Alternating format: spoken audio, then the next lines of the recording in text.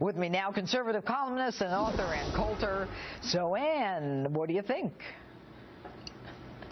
Well, it was a dumb thing to say, but he knows it's a dumb thing to say. He took it back right away by saying, no, anyone captured, any POW, of course, is an American hero. I mean, he's under relentless attack. And this is the first mistake he's made. I'm actually surprised he isn't making one a day the way Hillary is. I wouldn't say it's as big a mistake as lying about opposing amnesty, getting to Washington and spending 3 years pushing it as Marco Rubio does. And it's not as big a mistake as Jeb Bush made, governor of Florida. He gave driver's licenses to 13 of the 19 hijackers on 9/11. Those are big consequential mistakes. But you know, Ann, why is it that when Donald says something, everyone freaks out? Is it because he's at the top of the heap, or is it because it's payback?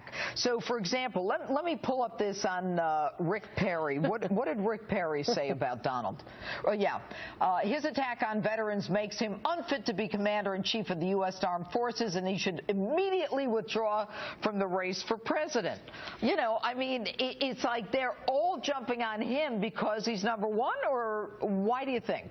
Well, both because he's number one and because he's raising immigration as an issue, which all of the rest of them are cowardly running from. I mean, this is a businessman who's never run for office. He's a reality TV star, and he shoots to the top of the ratings by finally talking about immigration the way voters have been begging some Republican or even a Democrat to talk about immigration.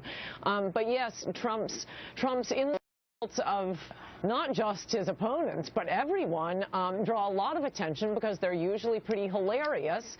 My friend Mickey Kaus has started the Donald Trump insult generation machine, where you can insert your own words for how he would insult someone. I mean, he is funny and blunt, and usually his insults are both funny and hit home. This time it misfired. What do you think of the fact that the Huffington Post said, we're not going to cover Donald Trump anymore? I mean, did anybody say in the primaries that they weren't going to cover Al Sharpton because maybe he's a race baiter? No, it's more ridiculous than that. They're making a big principled announcement. They're covering Donald Trump in the entertainment pages but not of Huffington Post. Yeah, are they going to keep doing that when he becomes president? Well, you know, is this the moment his competitors have been waiting for? Yes, but I think it looks silly. I mean, could we have a little more denunciation of the government policy that brings in legal immigrants that led to the death of the murder of 5 Marines this week, that lets in illegal immigrants, that led to the murder of Katie Steinle last week? Can we hear a little bit more about that and a little fewer attacks on Donald Trump for misspeaking in a moment of anger? Well, let me ask you this. I mean, there was really a lot of reaction to what he said about John McCain, and then the hits started coming against Donald with respect to what service he may have given the country. I think we have some sound on that. Why did you not serve in the Vietnam War?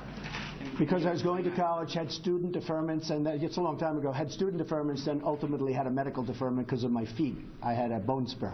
But why did you not want to go serve then? Well, I have to be honest, I was not a big fan. Excuse me. I had many friends who went to Vietnam. I had many friends that didn't because of deferments and other deferments.